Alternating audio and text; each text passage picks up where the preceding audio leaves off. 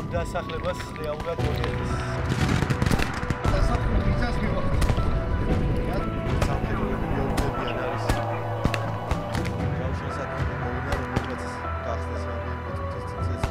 Ми продовжуємо виконувати наказ тримати оборону. Забираемся на крыши и даем дорогу. Слава Украине!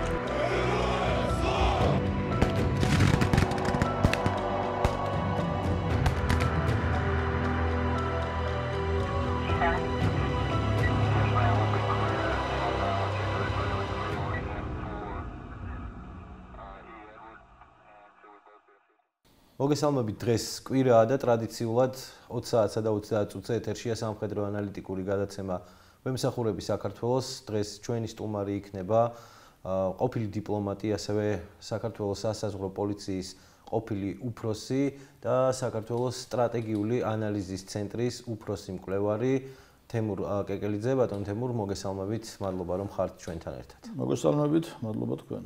დღეს ჩვენი საუბრის თემა ტრადიციულად იქნება შავი ზღვა და შავი ზღვის უსაფრთხოება და ამ მიმართულებით თქვენ არაერთი მნიშვნელოვანი საქმე განახორციელეთ სხვადასხვა პოზიციაზე მუშაობის დროს. მოდით დავიწყოთ თავიდან. როდის გახდა აქტუალური საერთაშორისო ძალებისთვის, ნატოს წევრი და მოკავშირე ქვეყნებისთვის შავი ზღვის უსაფრთხოების საკითხის დღის წესრიგში დაყენება? მოგეხსენებათ, ციომის პერიოდში ნატო წარმოადგენდა იყო შავ ზღვაზე მხოლოდ თურქეთის მეშვეობით. მას შემდეგ რაც საბჭოთა კავშირი დაიშალა და ნატომ დაიწყო გაფართოება, ნატოს წევრი გახდა ასევე რუმინეთი და ბულგარეთი, რამაც ახალი ეტაპი დაიწყო ნატოს შესვლისა შავი ზღვის უსაფრთხოების საკითხებში. განსაკუთრებით აქტუალური, თუმცა შავი ზღვის უსაფრთხოება ნატოსთვის გახდა ყირიმის განუანექსიის შემდეგ, როდესაც ნატომ გადაწყვიტა შეეცვალა მისი მიდგომები რუსეთთან დამოკიდებულებაში და უფრო აქტიურად ყოფილიყო წარმოჩენილი მათ შორის შავ ზღვაზე, ისევე როგორც მის აღმოსავლეთ ფლანგზე. კონკრეტული ინიციატივები ამ მხრივ ნატომ განახორციელა უკვე 2016 წლიდან, როდესაც ვარშავის სამიტის შემდგომ უკვე თავდაცვის მინისტერიალზე 2016 წლის ოქტომბერში გაჟღერდა კონკრეტული ინიციატივები ალიანსის. ეს იყო მის აღმოსავლეთ ფლანგზე, ბალტიისპირეთში და პოლონეთში გაწოდებული გაფართოებული ყოფნა ნატოს მრავალეროვნული ძალების, ხოლო შავი ზღვის მიმართულებით ეს იყო ნატოს მორგებული ყოფნა, რაც მათ შორის გულისხმობდა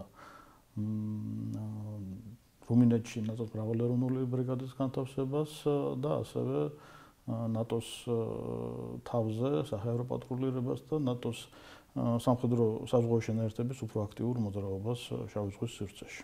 ბოლო პერიოდში საქართველომ გამოიჩინა არაერთი ინიციატივა, რომ ასე ვთქვათ, მოკავშირე ძალებთან ერთად თვითონაც აქტიურად ყოფილიყო ჩართული ამ პროცესში, მიუხედავად იმისა, რომ ჩვენ არ ვიყავით ალიანსის წევრი ქვეყანა, მაგრამ ვიყავით პარტნიორი ქვეყანა და ასე ვთქვათ, გქონდა სურვილი რომ მიგვეღო მონაწილეობა იმ პროცესებში, რომელიც აი ამ პერიოდში მიმდინარეობდა. თქვენ ამ დროს იყავით სასაზღვრო პოლიციაში და პირადად გაქვთ მონაწილეობა მიღებული ამ პროცესებში. როგორი იყო ან არის საქართველოს როლი შავი ზღვის უსაფრთხოებაში, არა მხოლოდ ჩვენთვის, არამედ მოკავშირეებისთვისაც?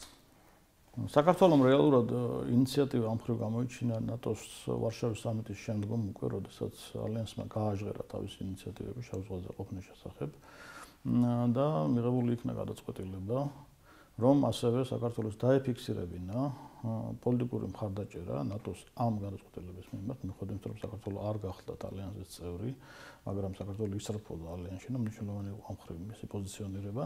და ამავე დროს მიღებული იქნა გადაწყვეტილება, რომ შემოშობილიყო კონკრეტული ინიციატივები, რომელიც შეთავაზება მოხდებოდა ალიანსთან და შემდგომ მას შეთანხმება.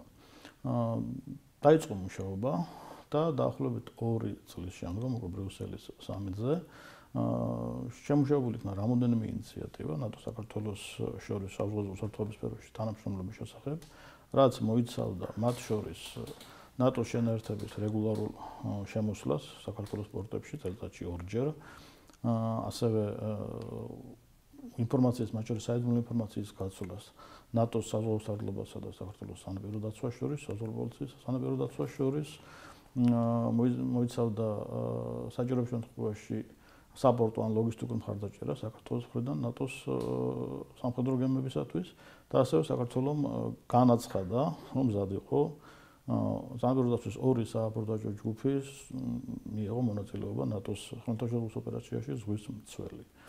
ამ ინიციატივების შესრულება დაიწყო და მათ შორის ასევე ოპერაცია ზღვის მცველთან დაკავშირებით აუცილებელი იყო სააბორდაჟო ჯგუფის 4 დონეზე შეფასება ნატოს მხრიდან შეფასებები განხორციელდა და ამდენიც მახსოვს 2023 წელს სანაპირო დაცვის აბორდაჟო ჯგუფმა მიიღო მონაწილეობა ოპერაციაში ზღვის მცველი.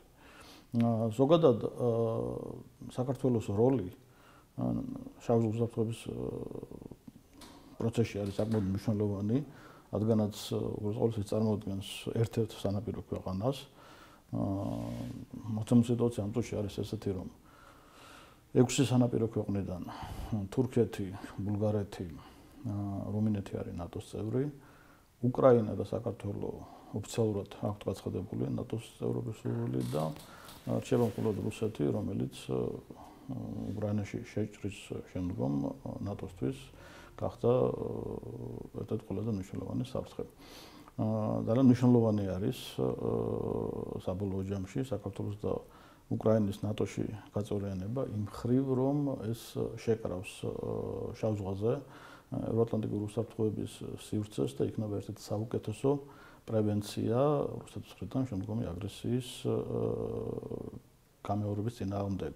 დაახლოებით იმავე ლოგიკითაც ბალტიისპირეთის უსაფრთხოების სივრცე შეიკრა მას შემდეგ, რაც ფინეთი და შვედეთი გაწევრიანდნენ ნატოში.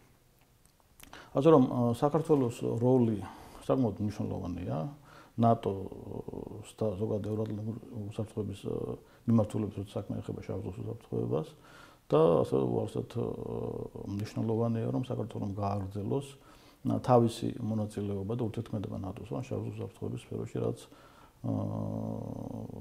ერთ-ერთი საუკეთესო კონტრიბუცია იქნება ზოგადი და უშუალოდ საქართველოს ეროვნული უსაფრთხოებისათვის. როცა ეს ყველაფერი დაიწყო, ასე ვთქვათ, და როცა საქართველოს აქტიურად შეუერთდა ამ პროცესს, მათ შორის აბორდაჟის ჯგუფების კუთხით, მათ შორის ოფიციალური შეხვედრების მიმართულებით, იყო ბევრი სკეპტიკური დამოკიდებულება, რომ საქართველოს პრინციპში არანაირი კონტრიბუცია არ შეუძლია ამ მიმართულებით, რახან არ ყავს სამხედრო საზღვაო ძალები. არა მხოლოდ ჩვენთან, არამედ ჩვენი ქვეყნის ფარგლებს გარეთაც გამოჩნდნენ ბევრი სკეპტიკოსები, თუმცა თქვენ ახსენეთ ლოგისტიკა, რომელიც ჩემი აზრით უმნიშვნელოვანესია ნებისმიერ პროცესში და განსაკუთრებით მაშინ, როცა საქმე უსაფრთხოებას ეხება. ლოგისტიკურად რა შეგვიძლია შევთავაზოთ ჩვენს პარტნიორებს და მოიაზრება თუ არა ამაში ეგრეთ წოდებული ანაკლის სპორტი, რომლის ირგვლივაც, ასე ვთქვათ, არც დისკუსია წყდება და ხშირად გამხდარა პროპაგანდის მთავარი სამიზნე ანაკლის სპორტიც. რაც შეეხება კონტრიბუციას, ზოგადად საქართველოს კონტრიბუცია ნატოს უსაფრთხოებაში საკმაოდ დიდი არის. სახმელეთო კომპონენტი მოგვხსენებათ აქტიურად მონაწილეობდა ნატოს მისიებში ავღანეთში და რაღაცა პერიოდის განმავლობაში ჩვენ გავხდით ყველაზე დიდი პარტნიორი ქვეყანა, რომელსაც ჰქონდა კონტრიბუცია, უბრალოდ ყველაზე დიდი კონტრიბუცია პარტნიორ ქვეყნებს შორის. არაწევრ ქვეყნებს შორის. არაწევრ, ხდია, ანუ საქართველოს კონტრიბუცია რაღაც გარკვეულ ეტაპზე გახდა მეოთხე მთლიანად კოალიციაში და ყველაზე დიდი იყო საუბარი რაოდენობაზე კონტრიბუციის, ყველაზე დიდი იყო არაწევრ ქვეყნებს შორის. სხვასთან დაკავშირებით იყო გარკვეული სკეპტიციზმი, გამომდინარე იქიდან რომ საქართველოს არ ყავს ოფიციალურად ფლოტი და მისი რესურსები საკმაოდ შეზღუდულია. მეორე მხრივ ახსენა ოპერაცია ზღვის მცველი, სადაც თავის კონტრიბუცია განახორციელა საქართველოს. ლოგისტიკა მნიშვნელოვანია და ის რომ ქართულ პორტებში შეუძლია მიიღოს და გაუწიოს ლოგისტიკური მომსახურება პარტნიორი და ნატოს წევრი ქვეყნების გემებს, ეს რა თქმა უნდა მას უბრალოდ დატვირთვა აქვს. თქო, საუბარი არ არის აქ მუდმივ ბაზირებაზე და ვერც იქნება ამ ეტაპზე განსაკუთრებით, რადგანაც ამას ძალიან მკაფიოდ არეგულირებს მონტროს კონვენცია, რომელიც ugრძელავს მუდმივ ბაზირებას ნატოს არაწევრ ქვეყნებს. ანაკლიაზე საუბარი შემოსადეთ ნაადრევი არის, იმიტომ რომ არ არის სპორტი აშენებული და რთული არის, ასე ვთქვათ, ვისაუბრო როგორ და რა კუთხით წარიმართება და ასე ვთქვათ, როგორ ჩაჯდება ანაკლია აი ამ საერთო ლოგისტიკურ სურათში, რა თქმა უნდა პოტენციალი დიდი აქვს. მაგრამ კიდევ ერთხელ მინდა დავაფიქსირო, რომ ზოგადად გამომდინარე მონტროს კონვენციიდან მუდმივი ბაზირება ალიანსის ძალებისა აქ ვერ განხორციელდება, ხოლო რაც შეეხება საპორტო ვიზიტებს წევრი ქვეყნების, ისევე როგორც თვითმმართველ ნატოს სამხედრო საზღვაო შენაერთების შემთხვევაში ჩვენ პორტებს აქვთ იმის ინფრასტრუქტურა, რომ მოახდინონ საპორტო მომსახურება. ჩვენ წინა გადაცემაში, როცა ჩვენი სტუმარი იყავით, ვისაუბრეთ, ასე ვთქვათ, პროპაგანდის მთავარ მესიჯებზე და აი ამ მაგ პერიოდში დაახლოებით 1 თვის წინ კიდევ ერთხელ გახდა ეს სპორტი, რომელიც ჯერ არ აშენებულა, პროპაგანდის მთავარი სამიზნე, სადაც მთავარი მესიჯი იყო შემდეგი, რომ ანაკლიაში ღრმაწყლოვანი პორტის აშენება სჭირდებათ მხოლოდ და მხოლოდ ამერიკელებს, იმიტომ რომ იქ განათავსონ ატომური წყალქვეშა ნავები. ეს იყო პროპაგანდის, ასე ვთქვათ, მთავარი გზავნილი თავისი ფოკუს ჯგუფებისთვის. რამდენად ლოგიკურია, ან რამდენად რეალურია ვინმე სხვა ქვეყანაში ააშენოს ბაზები, ასე ვთქვათ, წყალქვეშა ნავებისთვის, ატომური წყალქვეშა ნავებისთვის იმ რეალობაში, როცა ფიზიკურად შავი ზღვის აუზის წევრის ორ ქვეყანას ერთმანეთში ომი აქვს, ამ პროცესს არეგულირებს გემების შემოსვლას მონტროს კონვენცია და ზოგადად საომარ პირობებში წყალქვეშა ნავების ბაზირება პორტებში არავის არ ჭირდება. რამდენად ლოგიკურია ეს გზავნილი და ასე ვთქვათ, არის თუ არა გათვლილი პირველად ეფექტზე რეალურად. აბსოლუტურად პროპაგანდა არის. წმინდა სამხედრო თვალსაზრისით ამის აზრს უბრალოდ ვერ ხედავ. პოლიტიკურად თან ფანტაზიის ნაყოფი მგონია, მით უმეტეს ჩვენ საუბრობთ პორტზე, რომელიც არ არის აშენებული და ამავე დროს სამართლებრივად შეუძლებელია, იმიტომ რომ კიდევ ერთხელ ვიძახი, ამას არეგულირებს მონტროს კონვენცია, რომ არა შავი ზღვის სანაპირო ქვეყნის წევრებს არ აქვთ მუდმივი ბაზირების უფლება შავ ზღვაში. ამავე დროს ნატოს წევრი არის თურქეთი, ნატოს წევრი არის რუმინეთი, ნატოს წევრი არის ბულგარეთი და ჩემი გადმოსახედიდან ყოველ შემთხვევაში უფრო ლოგიკური იქნებოდა, რომ მსგავსი, ასე ვთქვათ, შენაერთების განთავსება ალბათ მაინც ვერ მოხდება, იმიტომ რომ ისე და ისე მონტროს კონვენციიდან გამომდინარე, მაგრამ ამ ინფრასტრუქტურის გამოყენება შესაძლებელია იმისათვის, თუ დაჭირდება ნატოს ან მის კონკრეტულ წევრ ქვეყანას. ზოგადად ნატო და ნატოსთან გამომდინარე, ასე ვთქვათ, შავი ზღვის აუზი იმდენად მცირე არის, რომ მით უმეტეს ვერ ვხედავ საქართველოში ატომური წყალქვეშა ნავების განთავსების სამხედრო საჭიროებას. რეალურად შეიძლება ვივარაუდოთ, რომ ნატოს გადმოსახედიდან, როგორც ვთქვათ, რუსეთის გადმოსახედიდან ხმელთაშუა ზღვა და შავი ზღვის არის ერთიანი ოპერატიული სივრცე და არსებობს ამერიკის მე-6 ფლოტი, რომელიც ბაზირებულია ხმელთაშუა ზღვაში და ეს არის ფლოტი, რომელიც პასუხისმგებელია ამერიკის ოპერაციებზე ევროპასა და აფრიკაში. ამიტომ კიდევ ერთხელ გამომდინარე იქიდან რომ ყველაზე მძლავრი სამხედროებაში საზღვაობაზე ამერიკელების არის განთავსებული ხმელთაშუა ზღვაში, ცალკე იმის აუცილებლობა რომ ბაზას ანუ წყალქვეშა ნავების ან ნებისმიერ სამხედრო საზღვაო ბაზას განთავსების საქართველოში, მეტყვი სანაკლიაში ამის სამხედრო ლოგიკას მე ამ წუთში ვერ ხედავ და სამართლებრივად ეს შეუძლებელია. მეორე მხრივ არსებობს მე უფრო სერიოზული პრობლემა საქართველოსთვის ეროვნულ საფრთხეებისთვის პირდაპირ საჭიროების შემქმნელი ეს არის რუსეთის საოკუპაციო საზღვაო ბაზა ოჩამჩირეში. უგასანებად ბაზის აშენება დაანონსდა და ამდენად შემთხვევით ცნობილია მისი ასე ვთქვათ ტექნიკური სამუშაოები მიმდინარეობს და ეს ნამდვილად წარმოადგენს საფრთხეს საქართველოს ეროვნულ საფრთხეებისათვის ეს ნამდვილად გახლავთ სამწუხაროდ რეალობა და ალბათ ეს არის ის რაც დამატებით საფრთხეს უქმნის საქართველოს ეროვნულ საფრთხეებას იმ საოკუპაციო ძალებთან ერთად რომელიც უკვე არ განთავსებულია რუსების მიერ არა უკანონოდ ოკუპირებულ აფხაზეთსა და ცხინვალის რეგიონში. ასე რომ კითხვა ჰიპოთეტურია, როგორც მე ვხვდები და არსებული რეალობიდან გამომდინარე, ვერავითარ უახლოეს განჭრეტად მომავალში ვერავითარ საფუძველს ვერ ვხედავ იმისა, რომ ამერიკის სამხედრო ბაზა განთავსდეს ანაკლიის პორტში. ჩვენ რამდენჯერმე ვახსენეთ მონტროს კონვენცია და აქვე განმარტავ მაყურებლისთვის, რომ ეს არის კონვენცია, რომელიც არეგულირებს შავი ზღვის აუზის არაწევრი ქვეყნების სამხედრო ხომალდების შემოსვლას შავი ზღვის აკვატორიაში და ის განსაზღვრულია 21 დღის ვადით. თუმცა ჩვენ ნახეთ რამდენიმე კვირის წინ განცხადებები, რომ შესაძლოა მონტროს კონვენციის გადახედვა მოხდეს, ან გადახალისება მოხდეს, ეს იყო ოფიციალური ანკარის პოზიცია.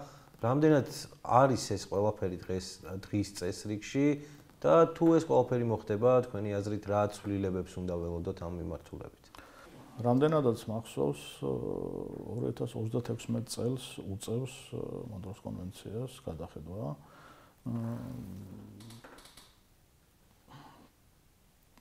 ძალიან რთული არის რეალურად ახლა ამ წუთში გამჭრიტოთ 11 წლის იქით რა და როგორი დინამიკა იქნება, ან როგორ საფრთხეების გარემო გვექნება, მოგვხსენებათ, იმდენ სწრაფად იცვლება ზოგადად საერთაშორისო ასპარეზზე და მით უმეტეს შავი ზღვის რეგიონში უსაფრთხოების გარემო და უსაფრთხოების ვითარება, რომ რა სახეს მიიღებს მონტროს კონვენციის ასე ვთქვათ გადახედვის შედეგად შექმნილი დოკუმენტი, ან მოხდება თუ არა გადახედვა საერთოდ. ამაზე პროგნოზირება ალბათ ჩემი მხრიდან არ იქნებოდა სერიოზული. დაველოდოთ ჯერ მანამდე საკმაოდ ბევრი დრო არის დარჩენილი, ამდენადაც ის ამდენადაც მე მახსოვს და თუ მანამდე განხორციელდება, ესეც შევხედავთ. ამ წუთში ამის პროგნოზირების ასე ვთქვათ სიზუსტეზე ნამდვილად თუმცა დამოკიდებულია დღის წესრიგზე, რომელიც როგორც აღნიშნეთ, მუდმივად იცვლება. ყველაფერი დამოკიდებული არის იმ მომენტისათვის, როგორი უსაფრთხოების და გარემო იქნება და როგორი პოლიტიკური ვითარება. აბსოლუტურად ყველაფერი დამოკიდებული არის, ბუნებრივია, მონაწილე ქვეყნების და ზოგადად საერთაშორისო აქტიურების ნებაზე და გადაწყვეტილებაზე და მე უკვე იმაზე თუ როგორ წარემართა მოლაპარაკებები, იმიტომ რომ ერთია გაცხადებული სურვილები აქტიურების, მეორე არის მოლაპარაკების პროცესი და საბოლოო ჯამში ყველასთვის მისაღები კომპრომისის შექმნა. ასე რომ შევაჯამო, ვერ გეტყვით, გადაიხედება თუ არა და როდეს გადაიხედება ზუსტად მონტროს კონვენცია, რამდენად მე ეს მახსოვს. ეს პროცესი უწევს 2036 წლისათვის.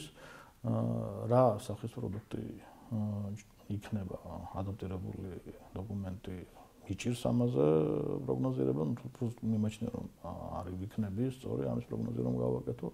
გამომდინარე იმიდან დინამიურია, თუმცა ბოლო 10 წელია, ზოგადად საერთაშორისო ასპარეზზე შავ ზღვის რეგიონში მით უმეტეს ცვლილებები რომ სად და როგორ ვიქნებით, ასე ვთქვათ, როგორ გარემოში ვიქნებით 10 წლის შემდგომ, ამის თქმა საკმაოდ რთულია.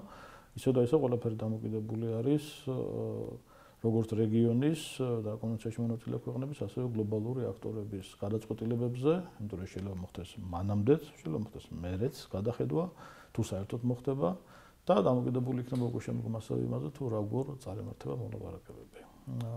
და შემიძლია ვთქვა, რომ მუდმივი ამ ქვეყანაში ფაქტობრივად არაფერი არ გახლავთ. მათ შორის არც უსუსტი საფრთხების გარემო, რომელიც ამ წუთში გვაქვს, ან რომელიც შეიძლება გქონდეს რაღაც პერიოდის შემდგომ. რაც შეეხება, ასე ვთქვათ, ჩვენს ეროვნულ უსაფრთხოებას და ჩვენი ეროვნული უსაფრთხოების გრძელვადიან პოლიტიკაში მუშაობის პრინციპებს, თქვენი აზრით, რა უნდა გავაკეთოთ იმისთვის, რომ ჩვენ ზღვიდან ვიყოთ უფრო დაცულები? ხშირად საუბრობენ იმაზე, რომ ამისთვის საჭიროა ფლოტი, საზოგადოების მეორე ნაწილი უფრო პრაგმატულია და უფრო დაბალ ბიუჯეტიან თავდაცვით სისტემებს, ასე ვთქვათ, მოიაზრებს პრიორიტეტად. როგორ ფიქრობთ, როგორ უნდა მოვიქცეთ ჩვენ, როგორ უნდა მოიქცეს ჩვენი ქვეყანა იმისთვის, რომ ასე ვთქვათ, საფრთხეები, რომელიც ჩვენთვის მოდის ზღვიდან, იყოს ყოველთვის დროულად აღკვეთილი?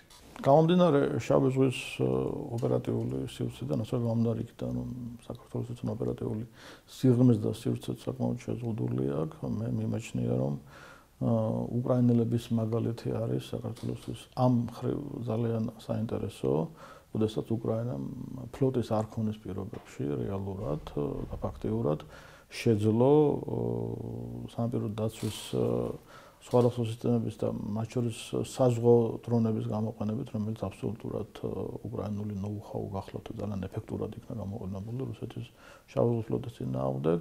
აი ამ თავდაცვითი, ასე ვთქვათ, საშუალებების გამოყენებით ფლოტის გარეშე უკრაინამ ბევრ უფრო იაფი რესურსები და ბევრ უფრო სწრაფად შეძლო რამდენადაც იძახიან დასავლელი ექსპერტები შავი ზღვის ფლოტის შესაძლებლობების 40%-ით შემცირება, მოგეხსენებათ, განადგურებულია შავი ზღვის ფლაგმანი მოსკოვა და მთელი რიგი, ასე ვთქვათ, სხვადასხვა ტიპის გემები შავი ზღვის ფლოტის და ფაქტიურად საშიში გახდა რუსეთისთვის ყირიმში შავი ზღვის ფლოტის ბაზირება და უწევს მისი სხვადასხვა ადგილებში გადასროლა და ალბათ ერთ-ერთი მიზეზი ოჩამჩირეში მუდმივი ბაზის გახსნის ესეც არის, რა თქმა უნდა, ოჩამჩირე ვერ ჩაანაცვლებს ყირიმის ან რუსეთის სხვა დიდ ბაზებს, მაგრამ გარკვეული ელემენტების გადმოსროლა შესაძლებელია თავისთავად, ასევე იქაც, ანუ ეს ხდება როგორც ვაგვირდები ახდენს რუსეთი თავისი ფლოტის, ასე ვთქვათ, გაფანტვას სხვადასხვა პორტებში შავი ზღვის და მათ შორის ჭირდება სავარაუდოდ ოჩამჩირეც. რაც შედეგი არის არა უკრაინული ფლოტის მუშაობის, არამედ შედეგი არის უკრაინულის თავდაცვითი სისტემების და მათ შორის საზღვაო დრონების მუშაობის. შესაბამისად, თუ გავითვალისწინებთ რესურსებს, თუ გავითვალისწინებთ დროს, თუ გავითვალისწინებთ შავი ზღვის და ზოგადად საქართველოს ოპერატიულ სივრცეებს, ჩემის აზრით, უფრო ლოგიკური მეჩვენება, რომ რესურსები მიმართული იქნეს უკრაინის მსგავსად საზღვაო თავდაცვითი სისტემების, მათ შორის საზღვაო დრონების განვითარებაზე. უფრო მეტად ვიდრე დაუშვათ ფლოტის განვითარებაზე, რომელიც უაღრესად ძვირი სიამოვნება და ამავე დროს არსებული რეალობიდან გამომდინარე, ბევრ უფრო ნაკლებად ეფექტური შეიძლება იყოს, ვიდრე ისე და ისე საზღვაო თავდაცვის სისტემები, რაც კიდევ ერთხელ დავაფიქსირებ, ძალიან კარგად გამოაჩინა უკრაინის ოპერაციებმა შავი ზღვისა და შავი ზღვის ფლოტის წინააღმდეგ. ასევე საუბრობდით წეღან სანაპირო артиლერიაზე, საზენიტო სისტემებზე, რომლებიც უნდა იყოს მობილური. ზოგადად იდეალურ შემთხვევაში ნებისმიერი თავდაცვითი სისტემები ეს არის ინტეგრირებული სისტემები, როდესაც სხვადასხვა კომპონენტები მუშაობს სხვადასხვა დონეზე, სხვადასხვა სიღრმეში, სხვადასხვა მადლზე და სხვადასხვა სიმაღლეზე. ნუ ეს უკვე იდეალური ვარიანტი, როდესაც ეს არის ინტეგრირებული კომპლექსური სისტემა, რომელიც მაქსიმალურად ურთულებს მოწინააღმდეგის სხვადასხვა ტიპის საშუალებებს, როგორც შეერაღებას, ისე მცურავ საშუალებებს და უბრალოდ შემოაღწიოს ჩვენს ოპერატიულ სივრცეში. ნუ ამ ხრივ, რა თქმა უნდა, ეს კომბინაცია სხვადასხვა ელემენტების იქნება ეს სანაპირო დაცვის სისტემები, იქნება ეს საზღვაო თუ სხვადასხვა კომპონენტები, ეს უკვე რესურსების სამხედრო კონცეფციის და სწორი დაგეგმვის და რაც თავარია, მყარი რამდენად წლიანი ბიუჯეტის საქმეა. ეს იყო სამხედრო ნაწილი, რომელზეც ვისაუბრეთ და აქვე აუცილებლად მინდა გითხრათ პოლიტიკურ ნაწილზე, ინსტიტუციურ ნაწილზე, რას უნდა ვაკეთებდეთ ახლა ჩვენ იმისთვის, ჩვენი ქვეყანა რას უნდა აკეთებდეს იმისთვის, რომ ამ პროცესში ვიყოთ მაქსიმალურად ჩართულები და მივიღოთ ასე ვთქვათ მაქსიმალური ბენეფიტები საერთო ჯამში ჩვენი პარტნიორებიდან და იმ პროცესიდან, რომელიც ახლა მიმდინარეობს კონკრეტულად შავი ზღვის უსაფრთხოების საკითხთან დაკავშირებით. საქართველოს პოლიტიკურმა ხელმძღვანელობამ უნდა გააკეთოს ყველაფერი იმისათვის, რომ ამ პროცესში, როდესაც რეალურად მიმდინარეობს სოფლიოში, ვარსად სერიოზული მოლაპარაკებები, მათ შორის ახლო უსაფრთხოების არქიტექტურაზე, უკრაინაში ომის დასრულების თემაზე, ნატოს შემდგომ როლზე და ფუნქციებზე და ასე შემდეგ, ვარსად მნიშვნელოვანია, რომ საქართველო იყოს დასავლეთის ევროატლანტიკური თანამეგობრობის და ევროპის თანამეგობრობის დღის წესრიგში, მათ შორის უსაფრთხოების კუთხითაც. იმიტომ რომ საქართველოს უსაფრთხოება კრიტიკულად არის დამოკიდებული, რომ ის იყოს ნაწილი ევროპული და ევროატლანტიკური უსაფრთხოების. საქართველოს არ აქვს იმის რესურსი, რომ მარტო დაუპირისპირდეს იმ აგრესიას და იმ აგრესორს, რომელიც ჩვენთვის აწლეულებია, არის თავის საფრთხე და საფრთხე გახლავთ, რა თქმა უნდა, რუსეთი. შესაბამისად, პირველი რაც უნდა მოხდეს, იმ პროცესში, როდესაც უკრაინაში ომის დასრულების მოლაპარაკების ფონზე რეალურად ხდება ახალი ევროპული, ევროატლანტიკური და საერთაშორისო უსაფრთხოების არქიტექტურის ჩამოყალიბება, საქართველო იყოს ნაწილი ამ სისტემის და იყოს ნაწილი როგორც შემადგენელი ევროპული, ევროატლანტიკური უსაფრთხოების. პოლიტიკურ დონეზე შესაბამისად ეს რა თქმა უნდა გულისხმობს უფრო აქტიურ ურთიერთქმედებას როგორც ევროპის ისევე ევროატლანტიკური უსაფრთხოების შესაბამის ინსტიტუტებთან უფრო სწორედ ეს არის ნატო ისევე როგორც თვითონ ევროპული უსაფრთხოების ინიციატივა სავარაუდოდ გაიზრდება ევროპის როლი სამხედრო უსაფრთხოების ზრუნველყოფაში, ზოგადად ევროპული და ევროატლანტიკური უსაფრთხოების ზრუნველყოფაში სხვა ალტერნატივას მე უბრალოდ ვერ ვხედავ და ასევე სავარაუდოდ გაიზრდება ევროპის სტრატეგიული ავტონომია ევროატლანტიკური და ევროპული უსაფრთხოების ზრუნველყოფის პროცესში. შესაბამისად ძალიან მნიშვნელოვანია რომ საქართველო იყოს აუცილებელი კომპონენტი, იმიტომ რომ მისი გეოგრაფია და მისი ასე ვთქვათ, აი პოსტსაბჭოთა პერიოდის განმავლობაში მისი პოლიტიკა ამას აბსოლუტურად ამის შესაძლებლობას იძლევა, რომ საქართველო დაუბრუნდეს და გახდეს ევროატლანტიკური და ევროპული უსაფრთხოების კომპონენტი, ეს არის მნიშვნელოვანი და კრიტიკულად აუცილებელი, რომ საქართველოს მოახდინოს თავისი ეროვნული უსაფრთხოების უზრუნველყოფა და ეს არის ასევე ძალიან მნიშვნელოვანი კომპონენტი ახალი ევროპული და ევროატლანტიკური უსაფრთხოებისა, მათ შორის განსაკუთრებით შავი ზღვის რეგიონში. დიდი მადლობა ბატონ თემურ, მაყურებელს შევახსენებ, რომ ჩვენი სტუმარი იყო თემურ კეკელიძე, ჩვენ შევხვდებით ერთმანეთს მომავალ კვირას, ზუსტად 20 საათსა და 30 წუთზე. დროებით.